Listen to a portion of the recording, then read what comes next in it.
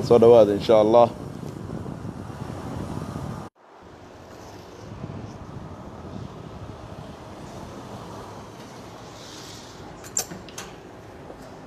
soo dhawaada asxaabta qaaliga meel kasta joogtaan soo dhawaada.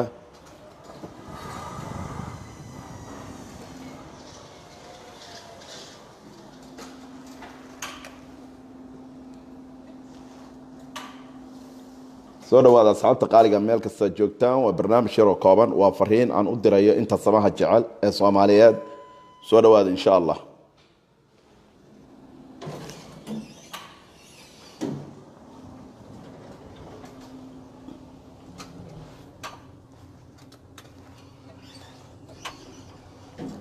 soo dhawaada insha allah.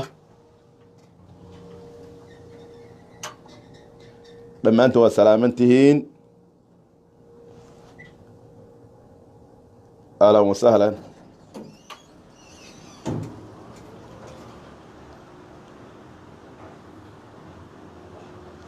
okay, maxamed cabdinaasir, cuqubo ma laha. runtaa la isku sheegay adigoo miidhan weeyaan waxa dadka qariba. bini-aadamku haddaan wax isku sheegin oo aan xumaanta la iska qaban, waxyaalo badan ayaa khaldama. marka hore waa in la saxaa wixii hadhow khaldami lahaa. soo dhawaada insha allah dadka Soomaaliyeed dhammaan meel kasta joogtaan. soo dhawaada insha allah.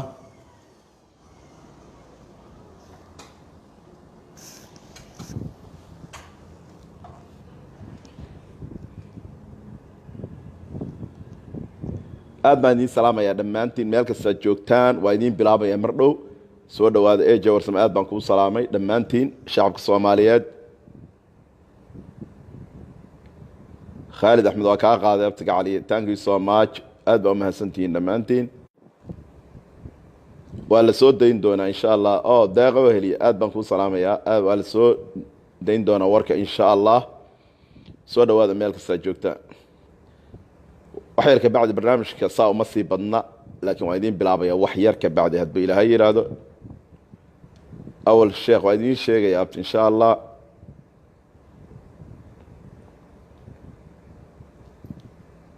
waa idiin sheegayaa insha allah. soo dhawaada meel kasta ood joogtaan. waa walaalkeen cabdixakiin cusmaan nuur oo ku magac dheer sheekh Soomaali. waxaan idin leeyahay kusoo dhawaada gacmo furan.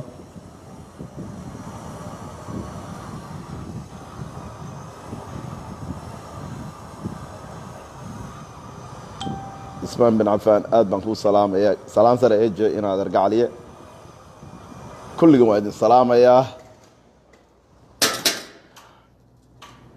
ismaan bin cafaan, aad baan kuu salaamayaa inaad argacaliye. thank you nolow.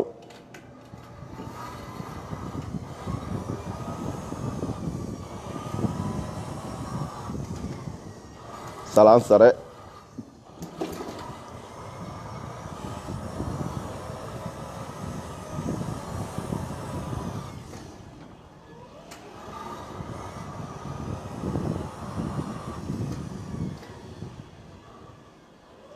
maya dhib ma jiro. waa iska tala in wax la isku sheego ayaa fiican Soomaaliyeed, oo wax la isdareensiiyo intii hadhow wax yacni ka weyn ay dhici lahaayeen, ama la odhan lahaa qofbaa wax ku dhaceen, ama maamaa wax lagu sameeyey, maamaa meel laga xidhay, oo dadka Soomaaliyeed isku dhex yaaci lahaayeen.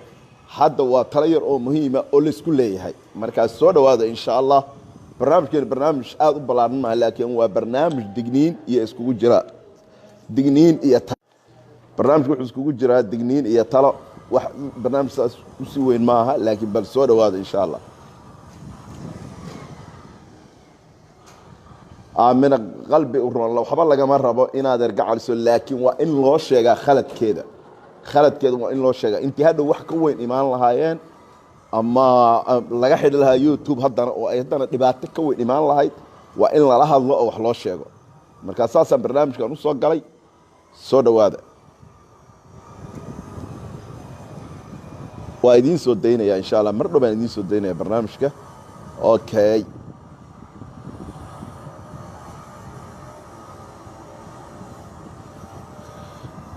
okay, walaashay ayaan, aad baan idiin salaamayaa kulligiin.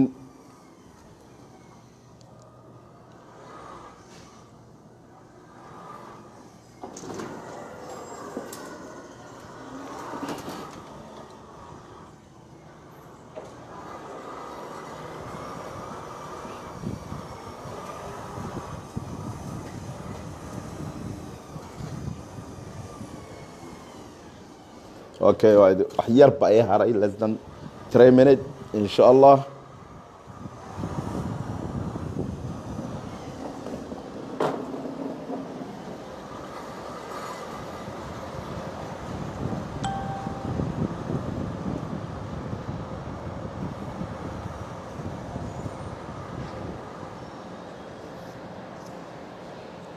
اوكي هذا idin bilaabaya barnaamijka. بسم الله الرحمن الرحيم الحمد لله رب العالمين والصلاة والسلام على الأشرف المرسلين سيدنا محمد وعلى آله وأصحابه أجمعين. أما بعد أنت مقعي موقعي تقانبا ولكن عم بحكي عثمان نور وكما قلت حرت الشيخة مقالة مينيابوليس قبل كمينيسوتا. أنت النعب أنت جعل أنت تاجر لما أنت وحين تقول السلام يا سلامة إسلامك السلام عليكم ورحمة الله وبركاته. مالك سوء جوكتان الله يدين حفظه لما أنت. أوكي برنامج كان وحن أصوغ علي Soomaaliya waxa weeyaan waa inaynu xumaanta iska qabanno. Ma aha qofka in xumaanta loogu sacabiyo, ma aha qofka haddii asxaab tihiin ama aad friend tihiin ama aad ehel tihiin inaad xumaanta u sacabisid iyo wuxuu samaynayo. Barnaamijkan maanta waxaan u soo galay waxaan fariin u dirayaa fariintan waa fariin very important yani inay dhageystaan dadka ugu dhow milyuun gabadha la yiraahdo milyuun dadka ugu dhow asxaabta ay yihiin waxaan ka codsanayaa inay la hadlaan oo ay joojiso cayda dadka sababtoo ah waxa imaan doonta waad ogeydeen youtube-kii hore markii laga xidhay Soomaaliyeed inay tiri waa isdilayaan inay isqaawisay inay diinta ka baxday wixii dhibaato dhacay oo dhan waad ogeydeen marxaati baad ka ahaydeen. okay maanta min cusub bay furatay dadka taageerayaasha u ah ee asxaabta la ee u dhow waxaan ka codsanayaa inay la taliyaan oo ay joojiso cayda dadka. saaka oo isniina waxaan ku tala galay inaan tallaabo ka qaado oo laga xidho laakiin waa wallaahi oo bilaahi oo tallahi ma aan samayn. waxaan doonayaa way yara joojisa caydii laakiin u diga oo u sheega. dad badan baa waxa ay soo qorayaan adiga kumay soo qaadine maxaad ka rabtaa. waa run aniga magacayga ma soo qaadi karto magacayga meel baa laga saaray waa run laakiin ma jeclaan lahayd in gabaray adiga lagu caayo waa gabdhaha taageersan ma jeclaan lahayd in adiga lagu caayo ma jeclaan lahayd in ragga u sacabiyo gabar walaashin meesha lagu caayo waa maya. milyuun waxa weeyaan cayda dadkiina arsaaq ka dhigan. okay dad badan hadda waxay soo qorqoreen adiga kuma maagin maxaad ka rabtaa. yes waa run aniga imay soo qaadeen aniga magacayga meel baa laga saara mana soo qaadi karto taas waa mid xaqiiqa aasa sharci ahaan meel baa saa looga soo xiray. that's why aniga igumay deynin faataxo igumay deynin tolnimo igumay deynin muslimnimo waxa igu daysa aasa sharci mana soo qaadi karto laakiin marnaba ma yeelano in ummadda dignitigooga ay ku ciyaarto oo ay arsaaq damcdo inay ka dhigato nafteeda ha ka sheekayso xor bay u tahay nafteeda ha ka sheekayso xor bay u tahay waxay doontaa ha ka hadashay kale xor bay u tahay laakiin ninna ma yeelayo inay gabaray wadasheen ama gabaray ilmaadeer yihiin lacaayo. war dadka u dhowow la taliya war dadka u dhowow la hadla war xumaanta la iskuma sacabtumo war waxaan waa ceeb war qofka bini'aadanka ee muslimka ee walaalka dignitigiisa laguma ciyaaro. milyuun hadday ilaahay arsaaq rabto ilaahay meel kale ha ka weydiisato laakiin yaanay dadka yaanay ka dhiganin cay. gabdhaha ugu dhow milyuun ee Soomaaliyeed ee walaalaha ah waxaan si sharaf leh uga codsanayaa inay u caqli celiyaan inay dhahaan waddadii shalay lagaaga xidhay kii hore yaan kanna lagaaga xidhin dadka ha caaye dadka ha caaye waxa weeyaan hadday dadka caydo waa laga xidhayaa taas waa hubaal. marka laga xidhana maxaa imaan doona marka laga xidho waxaa imaanaya inay maryaha dhigato inay tiraahdo diinta waa ka baxay inay isqaabiso inay tiraahdo waa isdilayaan waa afarta qodob ee hore marka intaas timaado waxaa imaanaysa qeyro dadkii Soomaaliyeed ay qeyroonayaan qaarkoodna ay murugoonayaan. okay gabadha Faa'iza la yiraahdo adiga maxaa la yiraahdaa qofkan Faa'iza ha igu mashquulin. okay adigu ma jeclaan lahayd in lagu caayo waa maya waxa weeyaan dadka dadka caydiisa ha joojiso dadka caydiisa iyana arsaaq ka dhigan waxaan oo dhan waxay u samaynaysaa waa inay view ku hesho oo dadka caydooda ay ku soo baxdo no waxa weeye hadhow waa laga xidhayaa marka laga xidhan maxaad samaynaysaa marka laga xidho ee laga kalooso meeshaan inteediiba la soo fadhiisanaysaa kabacdina social media oo dhan baa isqabsanaya oo dhahaya maama soomaaliyeed baa war dadka ugu dhowow la hadla war qofka asxaabta tihiin xumaanta waa laga qabtaa qofka asxaabta tihiin xumaanta waa laga qabtaa war aniga dadka ila asxaabta oo dhan ka isoo waco dhan waan dhegaystaa qofka asxaabta aad tihiin islaamnimo wax uu sheega oo tolnimo wax uu sheega oo soomaalinimo wax uu sheega laakiin ma aha iyadoo qof caayisa intay soo fadhiisatay ay maanta oo dhan dad caydo oo tiraahdo maasha allah keep going ku soco isna waxaas wax fiican ma aha iyadan uma fiicna idinkana idinma fiicna idinkana waa qayb munaafiqnimada ka mid a iyadana uma fiicno dee waxaa la keenayaa in bahalkii laga xidho oo la dacweeyo meeshan sharci baa jira مليون هدي هورا اسكو تري شرعكم قبناي وو قبنايا waa laga xidhaya wallahi ahsaan iyo qosol iyo wax yaala ma jirto bam iyo hu yaa ma soconayso waxaan ka codsanayaa dadka ugu dhow ee asxaabta la ah maamadaas waa maamo Soomaaliyeed ma xanuunsana oo xagga maskaxda uma xanuunsana waxay rabtaa waa lacag waxa weeyaan hantiba waalatay laakiin dadka ugu dhow waxaan ka codsanayaa ee Soomaaliyeed waxaan ka codsanayaa ugu dhow in aad la hadashaan oo aad tiraahdaan yaan wadadii hore aad marine dadka ha caayin u aqal celiya dhammaan asxaabteeda fariintan waa fariin muhiima la hadla u aqal celiya dadka caydooda ha joojiso haddii aysan joojin waa laga xidhayaa taas wax murana oo ka imaanaya ma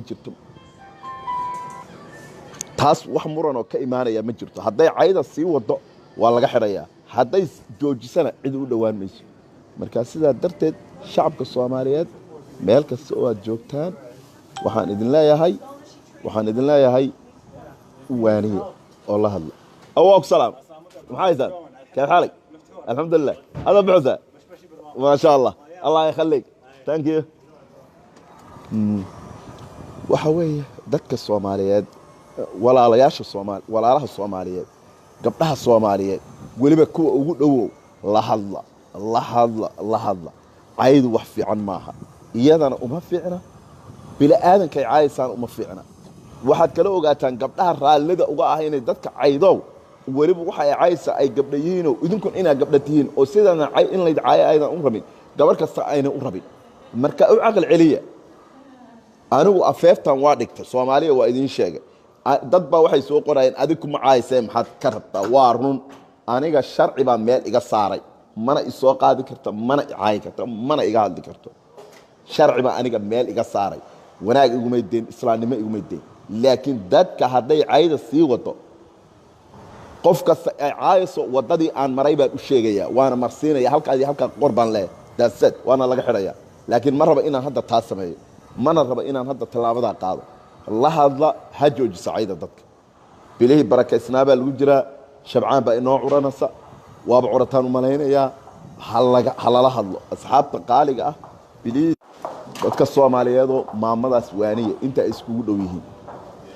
ay iskugu dhow yihiin oo waaniye oo ugu socobtumina wixiidaas ha furnaadaan nafteeda ha ka sheekayso wixii kale rabtaa ka sheekayso nafteeda been iyo runba waxay rabtaa ka sheekayso iyada xor ah laakiin cayda bila aadanka ilaahay ka baqa cayda bila aadanka kala hadla intaasaan u soo galay fariintaasi waa fariin aan u diray dadka iskugu dhow yihiin maamulyo waa dadka iskugu dhow yihiin okay thank you dadka ay maamulyo iskugu dhow yihiin marka la hadla ha joojiso cayda wax fiican maaha xumaantana dadkeena walaal waxa saaxiib lagu yahay oo ehel lagu yahay oo la isku jecel yahay in xumaanta la iska qabto war anigu maanta dad waxaan ugu jecelahay wallahi inaan beedin sheegay dad waxaan ugu jecelahay qofka ehelkayga ama saaxiibkayga ee isoo waca ee yiraahda xumaanta dadka haddaad qof wax yeelaysid jooji Allah subhanahu wa ta'ala dulmiga ma jecel ilaahay aanu ka baqno bishii Shacbaan baa lagu jira Ramadaan baa soo galaysa intay maamada iskugu dhowyeen la hadal gabdhaha caayso ha joojiso gabdhuhu kulli qof aan ehel lahayn ma jirto marka ha joojiso wabilaahi tawfiiq walaakin cabdixakiin cismaan oo dhammaanteedna khayrka aynu isfarno dhammaanteed aynu khayrka isfarno